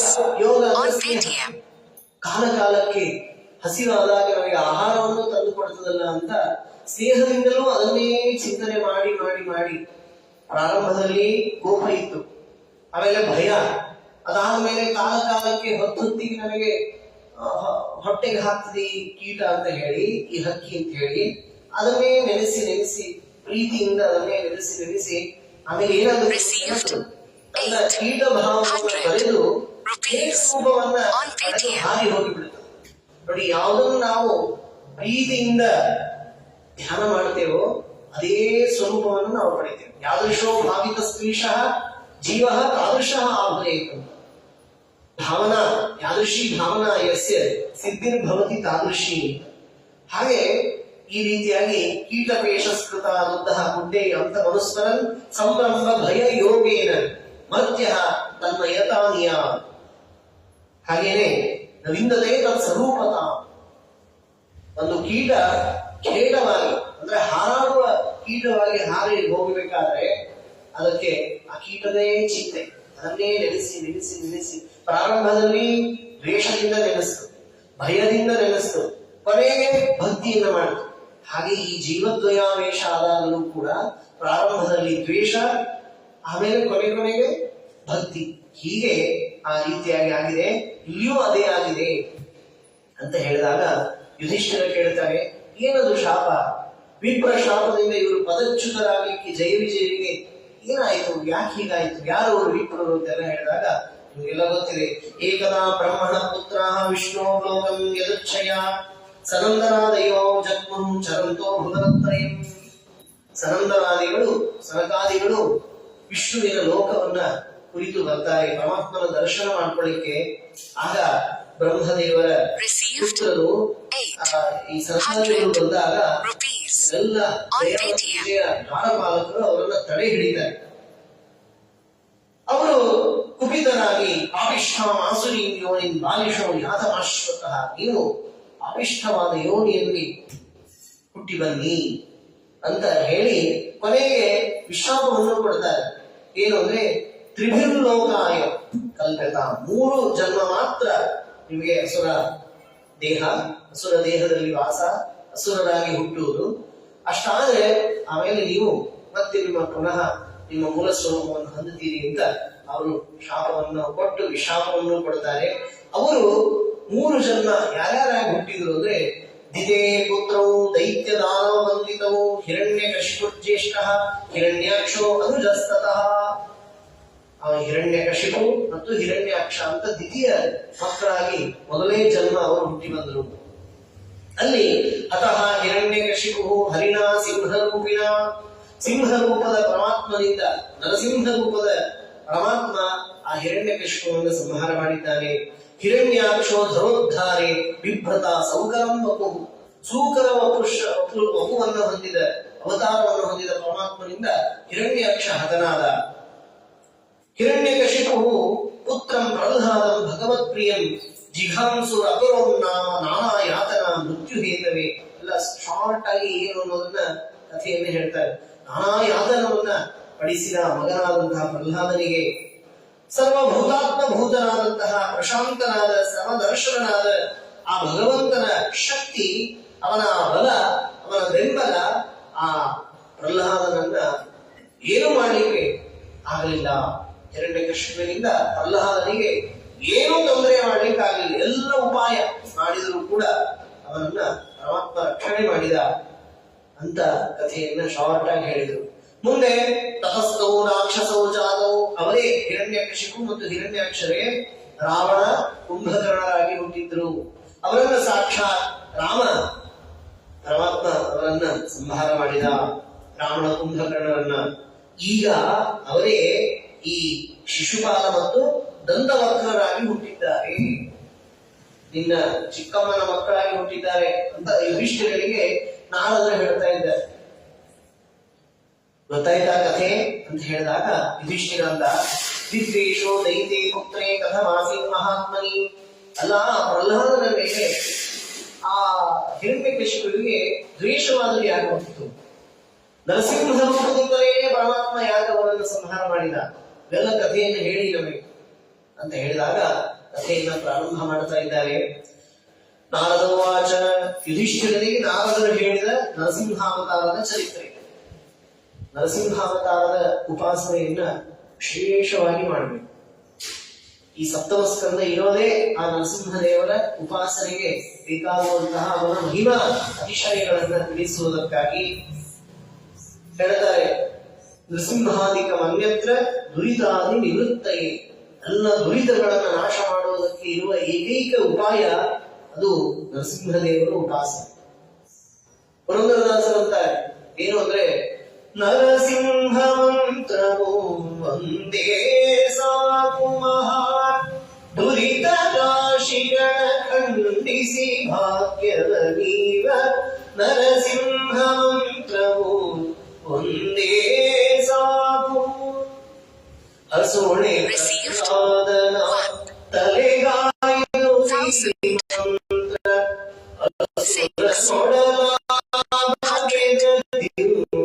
rupees on Paytm. ವಸುಧೆಗಳು ದಾನವರ ಅಸುವಹೀರಿದ ಮಂತ್ರ ಪಶುಪತಿಗೆ ಪ್ರಿಯವಾದಲಿ ಮಹಾಮಂತ್ರ ನರಸಿಂಹ ಮಂತ್ರವು ಒಂದೇ ಸಾಕು. ಉಗ್ರಂ ವೀರಂ ಮಹಾವಿಷ್ಣು ಈ ಮಂತ್ರವನ್ನ ಪಾರ್ವತಿಗೆ ರುದ್ರದೇವರು ಹೇಳಿದ ಮಂತ್ರ ಇದು. ಒಂದೊಂದು ಡೆಫಿನೇಷನ್ ಕೊಟ್ಟು ಹೇಳ್ತಾರೆ. ಉಗ್ರಂ ಅಂತ ಯಾಕಂತಾರೆ ಅಂತ ಪಾರ್ವತಿಗೆ ಹೇಳ್ತಾರೆ. ರಕ್ತೋತ್ಫುಲ್ಲ ವಿರೂಪಾಕ್ಷಂ ವಿಪಕ್ಷ ಕ್ಷಯ ದೀಕ್ಷಿತಂ ನಿನಾದ ತ್ರಸ್ತ ವಿಶ್ವಾಂಡಂ ವಿಷ್ಣು ಉಗ್ರಂ ನಮಾಮ್ಯಹಂ. ಏ ಪಾರ್ವತಿ, ಉಗ್ರ ಅಂತ ಯಾಕೆ ಆ ಹೆಸರು ಬಂತು ಅವನಿಗೆ ಅಂತ ಆ ಒಂದು ಡೆಫಿನೇಷನ್. ವೀರಂ ಅಂತ ಯಾಕಂದ್ರೆ ಸರ್ವೈರವಧ್ಯತಾಂ ಪ್ರಾಪ್ತಂ ಸಬಲಂ ದಿತಿನಂದನಂ ನಖಾಗ್ರೈಹಿ ಶಕಲೈ ಚಕ್ರೆ ಯಸ್ತಂ ವೀರಂ ನಮಾಮ್ಯಹಂ. ಬ್ರಹ್ಮವೈವರ್ತ ಪುರಾಣ ಇತ್ಯಾದಿಯಾಗಿ ಎಲ್ಲ ಕಡೆಗೂ ಈ ಒಂದು ಡೆಫಿನೇಷನ್ ಹೇಳ್ತಾರೆ. ಮಹಾವಿಷ್ಣು ಅಂತ ಯಾಕಂತಾರೆ ನರಸಿಂಹದೇವರಿಗೆ ಅಂದ್ರೆ ಪದಾವಷ್ಟಬ್ಧ ಪಾತಾಳಂ ಮೂರ್ಧಾವಿಷ್ಟ ತ್ರಿವಿಷ್ಟಕಂ ಭುಜ ಪ್ರವಿಷ್ಟಾಷ್ಟ ದಿಶಂ ತಮಹಂ ಸರ್ವ ಮಹಾವಿಷ್ಣು ನಮಾಮ್ಯಹಂ.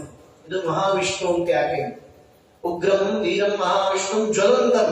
ಜ್ವಲಂತಂ ಅಂತೆ ಯಾಕೆ ಕರೀತಾರೆ ಅಂದ್ರೆ ಜ್ವಲನಾದಿ ಅನೇಕಶಃ ನಕ್ಷತ್ರ ಮೊದಲಾದಂತಹ ಜ್ವಲನ ಅಂದ್ರೆ ಪ್ರಕಾಶಕವಾದ ವಸ್ತುಗಳು. ಜ್ಯೋತಿಂಷಿ ಅಲ್ಕೇಂದು ನಕ್ಷತ್ರ ಜ್ವಲನಾದಿ ಅನೇಕಶಃ ಜ್ವಲಂತಿ ತೇಜಸ ಯಸ್ಯ ಜ್ವಲಂತಂ ತನ್ನಮಾಮ್ಯಹಂ. ಯಾವ ನರಸಿಂಹದೇವರ ಪ್ರಕಾಶದಿಂದ ಸಮಗ್ರವಾದ ಈ ಸೂರ್ಯ ಚಂದ್ರ ನಕ್ಷತ್ರಗಳು ಎಲ್ಲವೂ ಬೆಳಗುತ್ತಾರೆ.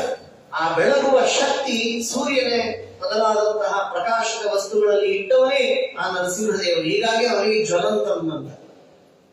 ತಾಪನಿ ಪಾಚಿನಿ ಚೈವ ಶೋಷಿನಿ ಚ ಪ್ರಕಾಶಿನಿ ನೈವ ಶಕ್ತಿ ರವೇರಾಜನ್ ಶಕ್ತಿ ನಾರಾಯಣಸ್ಯ ಸಾ. ಈ ರವಿಗೆ ಸ್ವತಂತ್ರವಾಗಿ ಆ ಶಕ್ತಿ ಇಲ್ಲ. ಸೂರ್ಯನಿಗೆ 4 ತರಹದ ಶಕ್ತಿಗಳಿವೆ. ತಾಪನಿ ಪಾಚಿನಿ ಚೈವ ಶೋಷಿನಿ ಚ ಪ್ರಕಾಶಿನಿ. ತಾಪ ಕೊಡುವಿಕೆ, ಒಣಗಿಸುವಿಕೆ, ಪ್ರಭೆಯನ್ನು ಬೆಳಕು ಕೊಡುವಿಕೆ ಇತ್ಯಾದಿ ಅನೇಕ ವಿಧವಾದಂತಹ ಪಾಚಿನಿ ಎಲ್ಲ ಪದಾರ್ಥಗಳನ್ನು ಪಕ್ವಗೊಳಿಸುವುದು, ಕಾಯಿ ಇದ್ದದ್ದನ್ನೆಲ್ಲ ಹಣ್ಣು ಮಾಡುವಂತಹ ಎಲ್ಲ ಮಾಡುವ ಶಕ್ತಿ ರವಿಗೆ ಬಂದದ್ದು. ಶಕ್ತಿ ನಾರಾಯಣಸ್ಯ ಸಾ. ಆ ನಾರಾಯಣನೇ ಸಾಕ್ಷಾತ್ ಪರಮಾತ್ಮ ನರಸಿಂಹ. ಹೀಗಾಗಿ ಎಲ್ಲ ಜ್ಯೋತಿಷ್ ಚಕ್ರಗಳಲ್ಲಿರುವ ಶಕ್ತಿ ಬೆಳಕು ಅದು ಪರಮಾತ್ಮ. ಗೀತೆಯಲ್ಲಿ ಹೇಳಿದ್ದಾರೆ ನತತ್ರ ಏನದು ಯದಾದಿತ್ಯ ಗತಂ ತೇಜ ಜಗದ್ಭಾಸೇತೆ ಖಿಲಂ ಯಚ್ಚಂದ್ರಮಸಿ ಯಚ್ಚಾಗ್ರೋ ತತ್ತೇಜೋ ವಿಧಿ ಮಾಮಕಂ.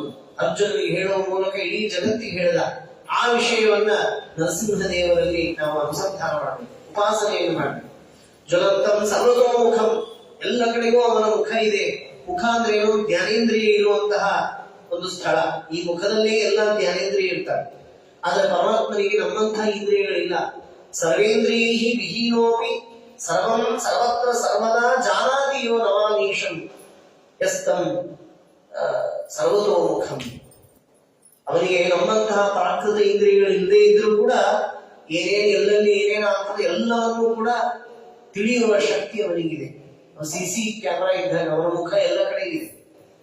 ಈ ಸಿಸಿ ಕ್ಯಾಮೆರಾದಲ್ಲೂ ಅವನ ಮುಖ ಇದೆ, ನಮ್ಮ ಮುಖದಲ್ಲಿಯೂ ಅವನ ಮುಖ ಇದೆ, ಅವನ ಇಂದ್ರಿಯಗಳಿವೆ. ಎಲ್ಲ ಕಡೆಗೂ ನಾವು ಏನ್ ಮಾಡ್ತೀವಿ ಎಲ್ಲ ತಿಳ್ಕೊಳ್ತಾರೆ. ಆದ್ದರಿಂದ ಅವನಿಗೆ ಸರ್ವತೋಮುಖ ಅಂತ ಕರೀತಾರೆ.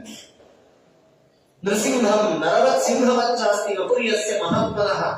ಯಾವ ಪರಮಾತ್ಮನಿಗೆ 2 ರೂಪ ಇದೆ. ಒಂದು ನರವತ್ ಸಿಂಹವತ್ ಚ, ಮನುಷ್ಯರಂತೆಯೂ ದೇಹ ಇದೆ, ಸಿಂಹದಂತೆಯೂ ದೇಹ ಇದೆ. ಹೀಗಾಗಿ ನರಸಿಂಹ ಅಂತ ಅವನಿಗೆ ಕರೀತಾರೆ ಅಂತ.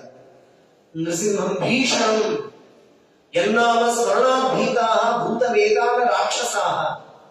ಅವನಿಗೆ ಭೀಷಣ ಅಂತ ಯಾಕೆ ಕರೀತಾರೆ ಅಂದ್ರೆ ಯಾವ ಪರಮಾತ್ಮನ ನರಸಿಂಹ ನಾಮ ಸ್ಮರಣೆಯಿಂದ ಭೂತ ವೇತಾಳ ಪಿಶಾಚ ರೋಗಾದಿಗಳೆಲ್ಲ ನಾಶ ಆಗ್ತದೆ.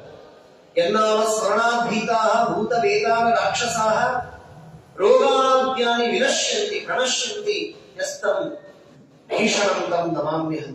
ಅದಕ್ಕಾಗಿ ಈ ಹಾಡನ್ನು ಹೇಳ್ತಾ ಇರೋದು. ನರಸಿಂಹ ಮಂತ್ರವು ಒಂದಿರಲು ಸಾಕು. ಅವನ ಅವನ ನಾಮ ಮಂತ್ರ. ಬರೀ ನರಸಿಂಹ ನರಸಿಂಹ ನರಸಿಂಹ ಅಂದ್ರೆ ಸಾಕು, ನಾವು ಅನ್ನೋದಿಲ್ಲ. ಅನ್ನದೇ ಇದ್ದದಕ್ಕೆ ರೋಗಗಳು ನಮ್ಮನ್ನು ಬೆನ್ನಟ್ತಾ ಇವೆ. ಅಂದು ನೋಡ್ರಿ, 108 ಸಲ ನರಸಿಂಹ ನರಸಿಂಹ. ಯಾಕಂದ್ರೆ ನಮ್ಮ ಸ್ವಾಮಿಗಳವರು, ಸತ್ಯಾತ್ಮತೀರ್ಥ ಶ್ರೀಪಾದಗಳವರು ಕೊರೋನಾ ಸಮಯದೊಳಗೆ 1 ತಿಂಗಳು ಪ್ರತಿಯೊಬ್ಬರ ಮನೆಗಳಲ್ಲಿ ಮನಸ್ಸಿನಲ್ಲಿ ನರಸಿಂಹ ನರಸಿಂಹ ನರಸಿಂಹ ನರಸಿಂಹ ಅನಿಸಿ ಅನಿಸಿ ಅನಿಸಿ ಕೊರೋನಾ ಹೆಸರಿಲ್ಲದೆ ಕಿತ್ತಿ ಹೋಯಿತು. ಆದ್ದರಿಂದ ನರಸಿಂಹ ಮಂತ್ರವು ಒಂದಿರಲು ಸಾಕು. ಸಂಸಾರ ಸಾಗರ ಸಮುತ್ತರಣೈಕ ಮಂತ್ರಂ ಬ್ರಹ್ಮಾದಿದೇವ ಮುನಿ ಪೂಜಿತ ಸಿದ್ಧ ಮಂತ್ರಂ ದಾರಿದ್ರ್ಯ ದುಃಖ ಭವರೋಗ ವಿನಾಶ ಮಂತ್ರಂ ವಂದೇ ಮಹಾಭಯಹರಂ ನರಸಿಂಹ ಮಂತ್ರಂ. ಇದೇ ನರಸಿಂಹ ಮಂತ್ರ. ಉಗ್ರಂ ವೀರಂ ಮಹಾವಿಷ್ಣು ಜ್ವಲಂತಂ ಸರ್ವತೋಮುಖಂ ನೃಸಿಂಹಂ ಭೀಷಣಂ ಭದ್ರಂ ಪರಮಮಂಗಲ ನಾಮ. ಸರ್ವೋಪಿ ಅಂಶ ಸಮಾಶ್ರಿತ್ಯ ಸಕಲಂ ಭದ್ರಮಶ್ನುತೆ ಶ್ರಿಯಾ ಚ ಭದ್ರಯಾ ಯುಕ್ತಃ ಯಸ್ತಂ ಭದ್ರಂ ನಮಾಮ್ಯಹಂ. ಭದ್ರಂ ಮುಂದೇನು? ಮೃತ್ಯುಂ ಸಾಕ್ಷಾತ್ ಸ್ವಕಾಲೇ ಸಂಪ್ರಾಪ್ತಂ ಮೃತ್ಯು ಶತ್ರು ಶತಾನ್ಯಪಿ ಭಕ್ತಾನಾಂ ನಾಶೇದ್ಯಸ್ಮಾತ್ ಮೃತ್ಯುಂ ನಮಾಮ್ಯಹಂ. ಇನ್ನು ನಮಾಮಿ ನಮಸ್ಕಾರಾತ್ಮಕಂ ಯಸ್ಮೈ ವಿಧಾಯ ಆತ್ಮನಿವೇದನಂ ಮುಕ್ತ ದುಃಖ ಅಖಿಲಾನ್ ಕಾಮಾನ್ ಅಶ್ನುತೆ ತಂ ನಮಾಮ್ಯಹಂ. ದೇವರಿಗೆ ಒಂದು ನರಸಿಂಹದೇವರಿಗೆ ನಮಸ್ಕಾರ ಮಾಡಿ ಮುಕ್ತ ದುಃಖರಾಗ್ತೀರಾ ಮತ್ತು ಅಖಿಲ ಇಷ್ಟಾರ್ಥಗಳನ್ನ ಪಡಿತೀರ. ಅಂತ ನರಸಿಂಹ ಮಂತ್ರ, ನರಸಿಂಹ ರೂಪ, ಅವನ ನಾಮ. ಇನ್ನ ಅಹಂ ಅಂತ ಕೊನೆಯ ಶಬ್ದದ ಡೆಫಿನೇಷನ್ ಹೇಳ್ತಾರೆ. ನಮಾಮಿ ಅಹಂ ದಾಸಭೂತಾಃ ತತಃ ಸರ್ವೇ ಆತ್ಮಾನಃ ಪರಮಾತ್ಮನಃ ಅತಃ ಅಹಮಪಿತೆ ದಾಸನಿತಿ ಮತ್ವಾ ನಮಾಮ್ಯಹಂ. ಎಲ್ಲ ಬ್ರಹ್ಮಾದಿಗಳಿಗೆ ಬಿಡ್ಕೊಂಡು ಎಲ್ಲರೂ ಪರಮಾತ್ಮನ ದಾಸರು. ಎಷ್ಟು ಅದ್ಭುತವಾದಂಥದ್ದು. ಲಕ್ಷ್ಮೀದೇವಿಯೂ ಪರಮಾತ್ಮನ ದಾಸರು. ಅಂತಹ ದಾಸ ವರ್ಗದೊಳಗೆ ನಾನು ಕೂಡ ಕೊನೆಯ ದಾಸ. ದಾಸರ ದಾಸರ ದಾಸರ ದಾಸರ ದಾಸ ಅಂತ ಕನಕದಾಸರು ಹೇಳಿದ ಹಾಗೆ ಅಹಮಪಿತೆ ದಾಸನಿತಿ ಮತ್ವಾ ನಮಾಮ್ಯಹಂ. ನಿನಗೆ ನಮಸ್ಕಾರ ಮಾಡ್ತೇನೆ ಅಂತ ಇಷ್ಟೆಲ್ಲ ಗುಣಗಳನ್ನ ಆ ನರಸಿಂಹದೇವರಲ್ಲಿ ಕಂಡು ತಿಳಿದು ಉಪಾಸನೆಯನ್ನು ಮಾಡುವವರಿಗೆ ಯಾವ ಭಯವೂ ಇರೋದಿಲ್ಲ ಅಂತ. ಅದಕ್ಕೆ ಪುರಂದರದಾಸರಂತ ದಿಟ್ಟ ಧ್ರುವರಾಯನಿಗೆ ಪಟ್ಟಗಟ್ಟಿದ ಮಂತ್ರ ಶ್ರೇಷ್ಠ ವಿಭೀಷಣನ ಪೊರೆದ ಮಂತ್ರ ತುಟ್ಟ ತುದಿಯೊಳು ಅಜಾಮಿಳನ ಸಲಹಿದ ಮಂತ್ರ ಮುಟ್ಟಿ ಭಜಿಪರಿಗೆ ಮೋಕ್ಷದಾಯಕ ಮಂತ್ರ ನರಸಿಂಹ ಮಂತ್ರವು ಒಂದಿರಲು ಸಾಕು. ಕೊನೆಗೆ ಹೇಳ್ತಾರೆ ಹಿಂಡು ಭೂತವ ಕಡಿದು ತುಂಡರಿಸುವ ಮಂತ್ರ ಕೊಂಡಾಳೆ ಮೋಕ್ಷ ಕುತ್ತಂಡ ಮಂತ್ರ. ಗಂಡುಗಲಿ ಪ್ರಚಂಡ ಹಿಂಡು ರಾಕ್ಷಸರ ಗಂಡ ಪುರಂದರ ವಿಠಲನ ಮಹಾಮಂತ್ರ ಅಂತ ಪುರಂದರದಾಸರಂತಾರೆ. ಏನು ಅದ್ಭುತವಾದಂತ. ಆ ರೀತಿಯಾಗಿ ಆ ನರಸಿಂಹ ಮಂತ್ರ, ನರಸಿಂಹದೇವರ ಉಪಾಸನೆಗೆ ನಾವು ಮತ್ತೆ ಒಳಪಡಬೇಕು. ನಿತ್ಯದಲ್ಲಿ ನರಸಿಂಹದೇವರ ಸುಳಾದಿ, ನರಸಿಂಹದೇವರ ಸ್ತೋತ್ರ, ಅದನ್ನ ನಿತ್ಯದಲ್ಲಿ ನಾವು ಮಾಡಬೇಕು. ಅದಕ್ಕೆ ನರಸಿಂಹದೇವರ ಮಹಿಮೆಯ ಜ್ಞಾನ ನಮಗಾಗಬೇಕು. ಅವನು ಭಕ್ತರ ಮೇಲೆ ಮಾಡುವಂತಹ ಉಪಕಾರ ಏನು ಅನ್ನುವಂತಹ ಒಂದು ವಿಷಯ ಅಂಶ ಗೊತ್ತಾದ್ರೆ ಅವನಲ್ಲಿ ಪ್ರೇಮ ಪ್ರವಾಹ ನಮಗೆ ಉಂಟಾಗ್ತದೆ. ಯಾವಾಗಲೂ ಭಕ್ತಿ ಅಂದ್ರೆ ಎರಡು, ಮಹಿಮಾ ಜ್ಞಾನ, ಅದರ ಜೊತೆಗೆ ಅವನು ಮಾಡಿದ ಉಪಕಾರದ ಸ್ಮರಣೆಯಿಂದ ಅವನಲ್ಲಿ ಹರಿಯುವ ಪ್ರೇಮ, ಅವೆರಡೂ ಕೂಡಿದರೆ ಮಾತ್ರ ಭಕ್ತಿ ಅಂತಾಗ್ತದೆ. ಆ ಪರಮಾತ್ಮನಲ್ಲಿ, ನರಸಿಂಹದೇವರಲ್ಲಿ ಭಕ್ತಿಯನ್ನ ಉದ್ರೇಕಗೊಳಿಸುವಂತಹ ಒಂದು ವಿಷಯ ಈ ಸಪ್ತಮ ಸ್ಕಂದದಲ್ಲಿ ಬರ್ತದೆ. ಆ ನಿಟ್ಟಿನಲ್ಲಿ ಭ್ರಾತರಿ ಏವಂ ವಿಹತೆ ಹರಿಣ ಕ್ರೋಢಮೂರ್ತಿನ ಹಿರಣ್ಯಕಶಿಪೂರಾಜಂ ಪರ್ಯತಪ್ಯದೃಶಾಶುಚ. ಭ್ರಾತರಿ ಹಿರಣ್ಯಾಕ್ಷ ಆ ವರಾಹ ರೂಪಿಯಾಗಿರ್ತಕ್ಕಂತಹ ಪರಮಾತ್ಮನ ಕೈಯಿಂದ ಯಾವಾಗ ಸಂಹೃತನಾದ ಆ ವಿಷಯ ಹಿರಣ್ಯಕಶಿಪುವಿಗೆ ಮುಟ್ಟಿತು. ಹಿರಣ್ಯಕಶಿಪುವಿಗೆ ಆ ವಿಷಯ ಗೊತ್ತಾಯಿತು. ತಕ್ಷಣದಲ್ಲಿ ಆಹಚೇದಂ ವೃಷಾ ಪೂರ್ಣಃ ಸಂದಷ್ಟ ದಶರಚ್ಛದಃ ಹಲ್ಲು ಕಚ್ಚಿತಾನೆ. ಸಿಟ್ಟು ಬಂದಿದೆ. ಕೆಂಪು ಕಣ್ಣನ್ನು ಮಾಡ್ತಾನೆ. ಕೋಪೋಜ್ವಲಾಭ್ಯಾಂ ಚಕ್ಷುಭ್ಯಾಂ ನಿರೀಕ್ಷನ್ ಪರಮಾತ್ಮನನ್ನ ನೋಡ್ತಾ ಇದ್ದಾನೆ. ಎಲ್ಲಿದ್ದಾನ ಅವನನ್ನ ಸುಟ್ಟು ಹಾಕ್ತೇನೆ ಅಂತ ಕರಾಳ ದಂಷ್ಟ್ರೋಗ್ರ ದೃಷ್ಟಿಯ ನೋಡಿ, ಭಾರಿ ಉಗ್ರವಾದ ದೃಷ್ಟಿಯಿಂದ ಶೂಲ ಮುದ್ಯಮ್ಯ ಸದಸಿ ಶೂಲವನ್ನು ಎತ್ತಿ ಹಿಡಿದು ಪರಮಾತ್ಮನನ್ನ ಕೊಲ್ತೇನೆ ಅಂತ ಹೊರಡ್ತಾನೆ. ಮತ್ ಶೂಲ ಭಿನ್ನ ಗ್ರೀವಸ್ಯ ಭೂರಿಣ ರುದ್ರೇಣವಿ, ಹೇ ನಾರಾಯಣ, ನಿನ್ನನ್ನ ನನ್ನ ಶೂಲದಿಂದ ಸಂಹಾರ ಮಾಡಿ ನಿನ್ನ ರಕ್ತದಿಂದ ನನ್ನ ತಮ್ಮನಿಗೆ ತರ್ಪಣ ಕೊಡುತ್ತೇನೆ ಅಂತ ದ್ವೇಷದಿಂದ ಹೊರಟ. ಎಂಥ ದ್ವೇಷ ಮಾಡು, ನಿನ್ನ ರಕ್ತದಿಂದ ನನ್ನ ತಮ್ಮನಿಗೆ ತರ್ಪಣ ಕೊಡ್ತೇನೆ ಅಂತ. ಈಗಂತೂ ತರ್ಪಣ ಕೊಡುವ ಈ ಪಕ್ಷಮಾಸದೊಳಗೆ ನಮಗೂ ನೆನಪಾಗ್ತದೆ. ಮತ್ಸೂಲ ಭಿನ್ನ ಗ್ರೀವಸ್ಯ ಭೂರಿಣ ಮಧುರೇಣವೈ ಯುಧಿ ಪ್ರಿಯಂ ತರ್ಪಯಿಷೆ. ನಾವು ಆ ಪರಮ ಪವಿತ್ರವಾದಂತಹ ಆ ಪವಿತ್ರ ದರ್ಭೆಗಳನ್ನ ಹಾಕೊಂಡು ತಿಲವನ್ನ ಹಿಡಿದು ಆಮೇಲೆ ನೀರಿನಿಂದ ತರ್ಪಣ ಕೊಟ್ರೆ ಆ ಹಿರಣ್ಯಕಶಿಪು ತನ್ನ ತಮ್ಮನಿಗೆ ತರ್ಪಣವನ್ನ ಪರಮಾತ್ಮನನ್ನ ಕೊಂದು ಕೊಡ್ತೇನೆ, ರಕ್ತದಿಂದ ಕೊಡ್ತೇನೆ ಅಂತ. ತರ್ಪಯಿಷ್ಯೆ ಭಾತರನ್ನೇ ಗತವ್ಯತಃ ಅಂತ. ಅದಕ್ಕೆ ಏನ್ ಮಾಡಿದ, ಮೊದಲಿಗೆ ಆ ಪರಮಾತ್ಮ ಎಲ್ಲೆಲ್ಲಿದ್ದಾನೆ, ಯಾವ್ಯಾವ ಸನ್ನಿಧಾನದಲ್ಲಿ ಸ್ನಾನದಲ್ಲಿ ಪರಮಾತ್ಮನ ಒಂದು ವಿಶೇಷ ಸನ್ನಿಧಾನ ಇದೆ ಅಂತಹ ಎಲ್ಲ ಕಡೆಗೂ ಕೂಡ ತನ್ನ ಭಟರನ್ನ ಕಟ್ಟಿ ಅದನ್ನೆಲ್ಲ ನಾಶ ಮಾಡ್ತಾ ಇದ್ದಾನೆ. ಏನೇನು ಎಲ್ಲ ಕಡೆಗೂ ಯತ್ರ ಯತ್ರ ದ್ವಿಜಾ ಗಾವಹ ವೇದಾಹ ವರ್ಣಾಶ್ರಮ ಕ್ರಿಯಾ, ಎಲ್ಲೆಲ್ಲಿ ಗೋವುಗಳಿವೆ ಅಲ್ಲಿ ಆ ಗೋವುಗಳನ್ನು ಸಂಹಾರ ಮಾಡಿ. ವರ್ಣಾಶ್ರಮ ಆಚಾರ ವಿಚಾರಗಳು ಕ್ರಿಯೆಗಳು ಎಲ್ಲಿ ನಡೀತಾ ಇವೆ, ಹೋಮ ಯಜ್ಞ ದೇವತಾರ್ಚನೆ ಜಪ ಪಾರಾಯಣ ಭಜನೆ ಎಲ್ಲವನ್ನೂ ನಾಶ ಮಾಡಲಿ ಅಂತ ಹೇಳ್ತಾ ಇದ್ದಾನೆ. ಸಂದೀಪಯತ ವೃಶ್ಚತ, ಆ ಮುನಿಗಳ ಆಶ್ರಮಗಳನ್ನೆಲ್ಲ ಸುಟ್ಟು ಹಾಕಿ ಬನ್ನಿ ಅಂತಂತಾನೆ.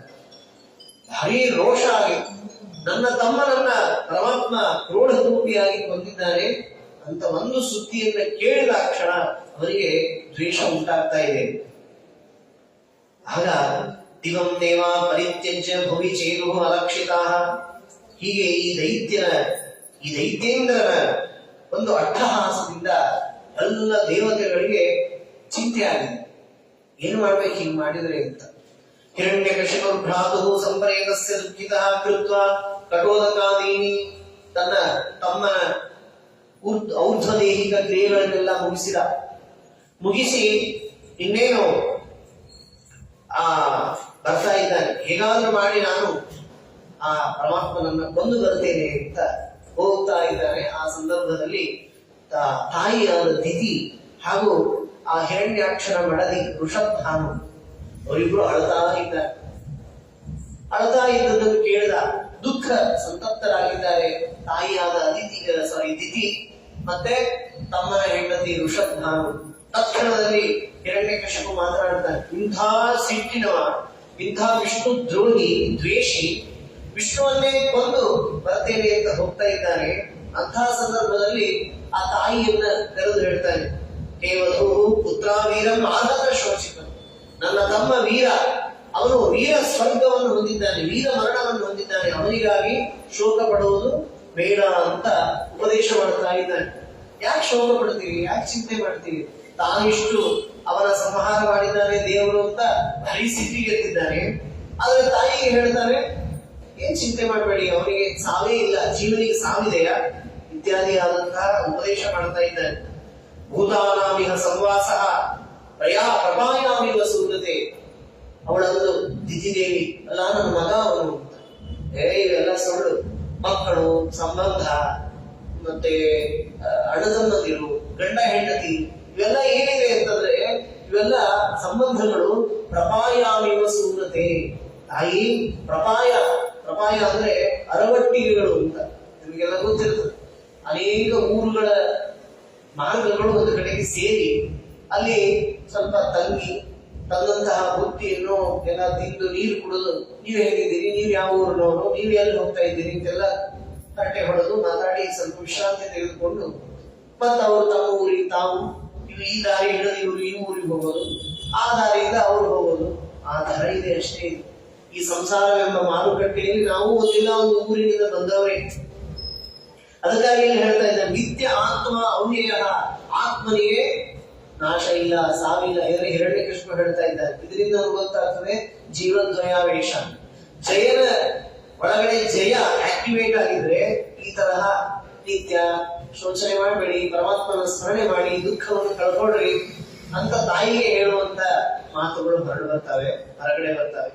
ಯಾವಾಗ ಆ ದೈತ್ಯ ಹಿರಣ್ಯಕಶಿಪು ಎಂಬಂತಹ ದೈತ್ಯ ಆಕ್ಟಿವೇಟ್ ಆಗ್ತಾನೆ, ಆಗ ಅವನನ್ನು ಸಂಹಾರ ಮಾಡ್ತೇನೆ ಅಂತ ಹೊರಡ್ತಾನೆ. ಆಗ ನಿತ್ಯ ಆತ್ಮ ಅವ್ಯಯ ಶುದ್ಧ ಸರ್ವವಿದ್ ಸರ್ವಗಂ ಪರಃ, ಪರಮಾತ್ಮ ಸರ್ವೋತ್ತಮ, ಪರಮಾತ್ಮನ ಸದೃಶವಾದ ಜೀವವೂ ಕೂಡ ನಿರ್ದುಃಖ ನಿರ್ದೇಶೀಯ ಆನಂದ ಪರಿಪೂರ್ಣ. ಪರಮಾತ್ಮನಿಗೆ ಸದೃಶ, ಜೀವನಿಗೂ ಪರಮಾತ್ಮನಿಗೂ ಸಾದೃಶ್ಯ ಇದೆ. ಜೀವನಿಗೂ ಆನಂದ ಇದೆ, ಪರಮಾತ್ಮನಿಗೂ ಆನಂದ ಇದೆ. ಜೀವನಿಗೂ ಬಲ ಇದೆ, ಪರಮಾತ್ಮನಿಗೂ ಬಲ ಇದೆ. ಜೀವ ಸ್ವರೂಪ ಅಂದ್ರೆ ಏನು ಅಂದ್ರೆ ಬಲವಾನಂದ ಓಜಷ್ಟ ಸಹೋದ್ಯಾನ ಮಹಾಪುರಂ ಸ್ವರೂಪಾಣ್ಯೇವ ಜೀವಸ್ಯ. ಜೀವನ ಸ್ವರೂಪದಲ್ಲಿ ನಮ್ಮೆಲ್ಲರ ಜೀವ ಸ್ವರೂಪವು ಕೂಡ ಆನಂದ ತುಂಬಿರವಾಗಿದೆ, ಆನಂದ ಪೂರ್ಣವಾಗಿದೆ. ಬಲ, ಜ್ಞಾನ, ಐಶ್ವರ್ಯ, ಸುಖ ಎಲ್ಲ ಗುಣಗಳು ಜೀವನದಲ್ಲಿವೆ. ಆದರೆ ಅವುಗಳು ಯಾವುದು ನಮಗೆ ಕಾಣಿಸ್ತಾ ಇಲ್ಲ. ಜ್ಞಾನ ಇದೆ, ಹೊರಗಡೆ ನಾವು ಅಜ್ಞಾನಿಗಳಾಗಿದ್ದೇವೆ. ಒಳಗಡೆ ಸುಖ ಇದೆ, ಹೊರಗಡೆ ದುಃಖ ಪಡ್ತಾ ಇದ್ದೇವೆ. ಒಳಗಡೆ ಬಲ ಇದೆ, ಹೊರಗಡೆ ದುರ್ಬಲರಾಗಿದ್ದೇವೆ. ಒಳಗಡೆ ಶಾಂತಿ ಇದೆ, ಆದರೆ ಅಶಾಂತಿಯನ್ನು ಅನುಭವಿಸ್ತಾ ಇದ್ದೇವೆ ಅಲ್ವಾ. ಒಳಗಡೆ ಎಲ್ಲ ಬಲ ಇದೆ, ಶಾಂತಿ ಇದೆ, ಸುಖ, ಸಮೃದ್ಧಿ, ಜ್ಞಾನ, ಓಜಸ್ಸು, ಸಹಸ್ಸು ಎಲ್ಲ ಇದೆ. ಆದರೆ ಹೊರಗಡೆ ಈ ಲಿಂಗ ದೇಹ ಮತ್ತು ಈ ಸ್ಥೂಲ ದೇಹದ ಒಂದು ಆವರಕ ನಮಗೆ ಇದ್ದುದರಿಂದ ಆ ಒಳಗಡೆ ಇರುವಂತಹ ಜ್ಞಾನಾದಿಗಳ ಅಭಿವ್ಯಕ್ತಿ ಆಗ್ತಾ ಇಲ್ಲ. ಈ ವಿಷಯವನ್ನೆಲ್ಲವನ್ನು ಹಿರಣ್ಯಕಶಿಪು ತಾಯಿಗೆ ಹೇಳಿ ಒಂದು ಮಹತ್ವದ ವಿಚಾರವನ್ನು ಹೇಳ್ತಾರೆ. ಇದೇ ರೀತಿಯಾಗಿ ಒಂದು ಉದಾಹರಣೆ ಕೊಡ್ತೀನಿ ನಿಮಗೆ ಅಂತ ಹೇಳಿ ಹಿರಣ್ಯಕಶಿಪು ಯಮ ಮತ್ತು ಪ್ರೇತ ಬಂಧುಗಳ ಸಂವಾದವನ್ನ ಒಂದು ಉದಾಹರಣೆ ಕೊಡ್ತಾರೆ. ಬಹಳ ಅದ್ಭುತವಾದದ್ದು, ಅದನ್ನೊಂದು ಹೇಳಿ ಮುಗಿಸ್ಬಿಡ್ತೇವೆ. ಯಮ ಪಾಲಕನಾದಂತ, ಪಾಲಕ ರೂಪದಿಂದ ಬಂದು ಒಬ್ಬ ರಾಜ, ಕುಶೀನರೇಶ್ವಭೂತ ರಾಜ, ಸುಯಜ್ಞೇತಿ ವಿಶ್ರುತಃ, ಸುಯಜ್ಞ ಎಂಬಂತಹ ರಾಜನ ಬಡದಿಯರು ರಾಜ ತೀರಿ ಹೋದ ಅಂತ ಹೇಳಿ ಅವರ ಬಂಧು ಬಾಂಧವರು, ಮಕ್ಕಳು ಎಲ್ಲರೂ ಅಳತಾ ಇದ್ದಾರೆ. ಯಮಸ್ಯ ಪ್ರೇತ ಬಂಧುವಿನ ಸಂವಾದ ಅಲ್ಲಿ ಹೇಳ್ತಾ ಇದ್ದಾರೆ. ಬಹಳ ದುಃಖ ಪಡ್ತಾ ಇದ್ದಾರೆ.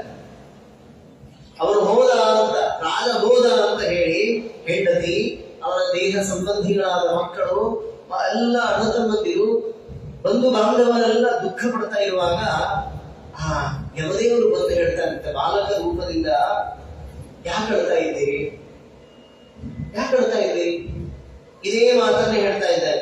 ಸರಕ್ಷಿತ ರಕ್ಷತಿ ಯೋಗಿ ಗರ್ಭೆ. ಪರಮಾತ್ಮ ಈ ಜೀವನನ್ನ ಈ ದೇಹದಲ್ಲಿ ಎಷ್ಟು ದಿವಸ ಇಡಬೇಕು ಅಂತ ಅವ ಅಪೇಕ್ಷೆ ಪಟ್ಟಿದ್ದಾನೋ ಅಷ್ಟು ದಿವಸ ಆ ಜೀವ ಅಲ್ಲಿ ರಕ್ಷಿತವಾಗಿರುತ್ತದೆ, ಪೋಷಿತವಾಗಿರುತ್ತದೆ. ಈ ದೇಹದೊಳಗೆ 100 ವರ್ಷ ಈ ಜೀವ ಇರಬೇಕು ಅಂತ ಅವನ ಸಂಕಲ್ಪ ಇದ್ರೆ ಬೇಕಾದಾದ್ರೂ ಅವನು ಸಾಯೋದಿಲ್ಲ. ಎಷ್ಟು ಆಪರೇಷನ್ ಆಗಿರ್ತದೆ, ಏನೋ ಆಕ್ಸಿಜನ್ ಹಚ್ಚಿರ್ತಾರೆ, ಎಲ್ಲಾ 108 ಎಲ್ಲಾ ಪ್ರಾಬ್ಲಮ್ ಇರ್ತಾರೆ, ಆದ್ರೂ ಬದುಕಿರ್ತಾರೆ. ಯಾಕೆ? ದೇವರು ಇಚ್ಛೆ ಮಾಡಿರ್ತಾರೆ. ಅವನ ಇಚ್ಛೆ ಇತ್ತು ಈ ದೇಹದೊಳಗೆ ಇಷ್ಟೇ ದಿವಸ ಈ ಜೀವ ಇರಬೇಕು, ಅದಾದ್ಮೇಲೆ ಇರಬಾರದು ಅಂತ ಏನಾದ್ರೂ ಸಂಕಲ್ಪ ಮಾಡಿದ್ದ ದೇವರು ಅಂದ್ರೆ ಬೇಕಾದಾದ್ರೂ ಅವನ ಅಲ್ಲಿ ಬದುಕುವುದಿಲ್ಲ. ಪರಮಾತ್ಮ ಅವನ ರಕ್ಷಣೆ ಮಾಡಬೇಕು ಅಂತ ಅವನು ವಿಚಾರ ಮಾಡಿದ್ರೆ ಎಲ್ಲಿ ರಕ್ಷಣೆ ಸಿಗೋದಿಲ್ಲ ಅಲ್ಲೇ ರಕ್ಷಣೆ ಸಿಗ್ತದೆ. ಗರ್ಭದೊಳಗೆ ಬಹಳ ಡೇಂಜರಸ್. ನಮ್ಮ ಆಚಾರ್ಯ ಯಾವಾಗಲೂ ಹೇಳ್ತಾ ಇದ್ರು, ಈ ಮಕ್ಕಳು ಹುಟ್ಟುವುದು ಅಂತ ಏನಿದೆ, ಗರ್ಭದಿಂದ ಜನನ ಆಗುವುದು ಬಹಳ ಕ್ರಿಟಿಕಲ್ ಅಂತ. ಅಂದ್ರೆ 99% ಹೋಗಿಲ್ಲ. ಯಾವುದೇ ಮಕ್ಕಳು ಚೆನ್ನಾಗಿ ಬೆಳೆದು ನಮ್ಮ ಕೈಗೆ ಬರ್ತಾರೆ ಅನ್ನೋದು ಓನ್ಲಿ 1% ಅಷ್ಟೇ ಚಾನ್ಸ್. ಇನ್ನು 99% ಅಷ್ಟು ಮರಣಕ್ಕೆ ಅವಕಾಶ ಇದೆ ಗರ್ಭದೊಳಗೆ. ಬಹಳ ಗರ್ಭ ಹುಟ್ಟಿ ಬರ್ತಾರೆ ಅಂತಂದ್ರೆ ಅದಕ್ಕೆ ಅವ್ರು ಅಂತಿದ್ರಂತ ಇಷ್ಟೆಲ್ಲ ಜನಸಂಖ್ಯೆ ಹೇಗಾಯಿತು ಅನ್ನೋದೇ ಆಶ್ಚರ್ಯ ಅಂತ. ಅಷ್ಟು ಕ್ರಿಟಿಕಲ್ ಇರ್ತದಂತೆ. ಕ್ಷಣ ಕ್ಷಣಕ್ಕೆ ತೊಂದರೆ ಇದೆ ಅಂತ ಗರ್ಭದೊಳಗೆ ಮಗುವಿಗೆ. ಆದರೂ ಕೂಡ ಪರಮಾತ್ಮ ರಕ್ಷಣೆ ಮಾಡಬೇಕು ಈ ಮಗುವನ್ನ, ಈ ಜೀವವನ್ನ ಈ ಗರ್ಭದಲ್ಲಿ ಇರ್ತಾರೆ. ಅಂತಹ ಗರ್ಭದಲ್ಲಿಯೂ ಕೂಡ ಅನೇಕ ಆಪತ್ತುಗಳು ಇದ್ರೂ ಕೂಡ ಆ ಗರ್ಭದೊಳಗೆ ನಾವು ರಕ್ಷಿತರಾಗಿ ಹುಟ್ಟಿ ಬಂದಿಲ್ವೇ? ಅದಕ್ಕೆ ಆ ಯಮ ಪ್ರೇತ ಬಂಧುಗಳಿಗೆ ಹೇಳ್ತಾರೆ, ಸರಕ್ಷಿತ ರಕ್ಷತಿ ಯೋಗಿ ಗರ್ಭೆ. ಗರ್ಭದಲ್ಲಿ ನಮ್ಮನ್ನು ರಕ್ಷಣೆ ಮಾಡಿದಂತಹ ಪರಮಾತ್ಮ ಹೊರಗಡೆ ಬಂದ್ಮೇಲೂ ಅವನೇ ರಕ್ಷಣೆ ಮಾಡ್ತಾನೆ. ಯಾರು ರಕ್ಷಕರು? ಆವನಾವನ ಕಾಯುವ ಅವನಿಯೊಳಗೆ ಅವನಿಯೊಳಗೆ ದೇವದೇವೇಶ ಶ್ರೀ ನರಹರಿಯಲ್ಲದೆ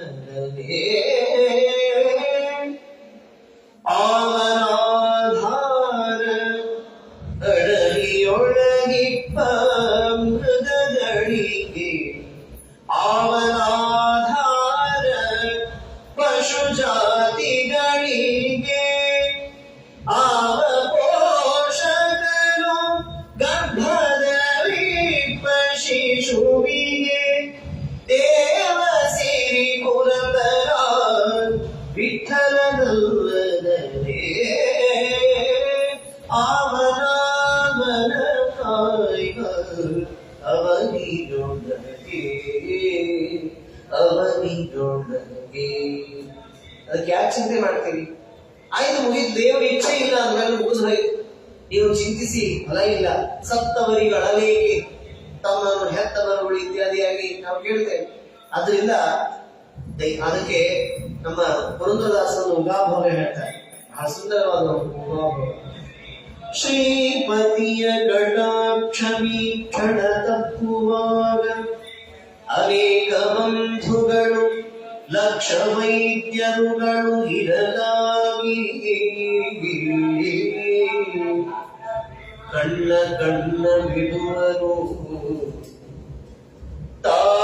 ತಾರಸಿ ಅರಣ್ಯದೊಳಗೆ ಒಬ್ಬ ಬಂಟಿಯಾಗಿರಲು ಅಂಜಬೇಡೆಂದು ನಮ್ಮ ಕಂಜನಾಭನೆ ಬಂದು ಆಪತ್ತುಗಳ ಪರಿಹರಿಸುವ ಪುರಂದರ ಪೀಠದ. ಎಷ್ಟು ಅದ್ಭುತ ಇದೆ ಇದು. ಶ್ರೀಪತಿಯ ಕಟಾಕ್ಷ ವೀಕ್ಷಣ ತಪ್ಪುವಾಗ, ಅಂದ್ರೆ ತಪ್ಪಿದ್ರೆ ದೇವರ ಕೃಪೆ ತಪ್ಪಿತು, ಅವರ ಇಚ್ಛೆ ಹೋಯಿತು ಅಂತಾರೆ. ಲಕ್ಷ ವೈದ್ಯರುಗಳು ಇರಲಾಗಿ ಬಹಳ ಜನ ಬಾಂಧವರು ಲಕ್ಷ ವೈದ್ಯರುಗಳು ಇದ್ರೂ ಕೂಡ ಅವನನ್ನ ಸಂರಕ್ಷಣೆ ಮಾಡ್ಲಿಕ್ಕೆ ಸಾಧ್ಯ. ಇದು ನಮ್ಮ ಎಲ್ಲರ ಅನುಭವಕ್ಕಿದೆ. ಇದು ಬೇಕಾದಾಗಿ ಎಂಥ ದೊಡ್ಡ ದೊಡ್ಡ ಹಾಸ್ಪಿಟಲ್, ಎಂಥ ಸ್ಪೆಷಲೈಸೇಷನ್ ಮಾಡಿದಂತಹ ಡಾಕ್ಟರ್ಸ್ ಇರ್ತಾರೆ, ಆದ್ರೂ ಕೂಡ ಕಣ್ಣು ಬಿಡ್ತಾರೆ. ಅದೇ ದೇವರು ರಕ್ಷಣೆ ಮಾಡ್ಬೇಕು, ಇವನನ್ನು ಬದುಕಿಸಬೇಕು ಅಂತ ಅವನ ಚಿತ್ತ ಬಂತು, ಸಂಕಲ್ಪ ಆಯಿತು ಅಂದ್ರೆ ಅರಣ್ಯದೊಳಗೆ ಕಾಡು ಮೃಗಗಳು ಎಲ್ಲ ಮುತ್ತಿದಾಗಲೂ ಕೂಡ ಅಂಜಬೇಡೆಂದು ತಾನೇ ಕಂಜನಾಭನೆ ಬಂದು ಅಂಜಿಕೆಯನ್ನು ಬಿಡಿಸಿ ಬದುಕಿಸುವ ಪುರಂದರ ವಿಠಲ ಅಂತ ಆ ಪುರಂದರದಾಸರು ಇದೇ ವಿಷಯವನ್ನೇ ಹೇಳ್ತಾರೆ. ಈ ಎಲ್ಲ ವಿಷಯವನ್ನ ಹೇಳಿ ನೋಡಿ, ದೇವರ ಇಚ್ಛೆ ಇದೆ ಮುಗಿತಷ್ಟೇ. ಆದ್ದರಿಂದ ನೀವು ಶೋಕಗ್ರಸ್ತರಾಗುವುದಿಲ್ಲ, ನಿಮ್ಮ ಕರ್ತವ್ಯ ಅದನ್ನೆಲ್ಲ ಮಾಡಬೇಕು ಅಂತ ಈ ರೀತಿಯಾಗಿ ಆ ಪ್ರೀತ ಬಂಧುಗಳಿಗೆ ಯಮ ಹೇಳಿದ ಮಾತನ್ನ ಹಿರಣ್ಯಕಶಿಪು ತನ್ನ ತಾಯಿಗೆ ಮತ್ತು ತಮ್ಮ ಹೆಂಡತಿ ಋಷಭಾನವಿಗೆ ಹೇಳಿ ಮನಸ್ಸನ್ನ ಪರಮಾತ್ಮನಲ್ಲಿ ನೆಲೆಗೊಳಿಸಲಿಕ್ಕೆ ಹೇಳಿ, ತಾನು ಮಾತ್ರ ನಾನು ಅಪ್ರತಿದ್ವಂದ್ವನಾಗಬೇಕು, ನಾನು ಅಜರಾಮರನಾಗಬೇಕು, ಮೃತ್ಯುವನ್ನೇ ಮೆಟ್ಟಿ ನಿಲ್ಲಬೇಕು ಅನ್ನುವಂತಹ ದುರುದ್ದೇಶವನ್ನು ಇಟ್ಟುಕೊಂಡು ಮಂದರ ಪರ್ವತದ ತಪ್ಪಲು ಪ್ರದೇಶಕ್ಕೆ ಹೋಗಿ ಅಲ್ಲಿ ವಿಶೇಷವಾದಂತಹ ಏನು ತಪಸ್ಸನ್ನ ಆಚರಣೆ ಮಾಡ್ತಾನೆ. ಆ ವಿಷಯವನ್ನ ನಾಳೆ ದಿವಸ ಹೇಳೋಣ ಅಂತ ಹೇಳ್ತಾ ಶ್ರೀಕೃಷ್ಣ ಅಹಂಕರ್ತ ಹರಿಕರ್ತ ತತ್ಪೂಜಾ ಕರ್ಮಚಾರಿಣಂ ತಥಾಪಿ ಮತ್ಕೃತ ಪೂಜಾ ತತ್ಪ್ರಸಾದೇನ ಅನ್ಯಥಾ ಅಕ್ಷಯಂ ಕರ್ಮಯಸ್ಮಿನ್ ಪರೇ ಸ್ವರ್ಪಿತಂ ಪ್ರಕ್ಷಯಂ ಯಂಶುದ್ಧಾನಿ ಯುಗ್ನಾಮತಃ ಅಕ್ಷರೋ ಯೋಜನ ಸರ್ವದೈವಾಮೃತಃ ವಿಶ್ವಂ ಸದಾ ಜಾನಿತಂ ಪ್ರೀಣಯಾಮೋ ವಾಸುದೇವಂ ದೇವತಾ ಮಂಡಲ ಖಂಡಮಂಡಲಂ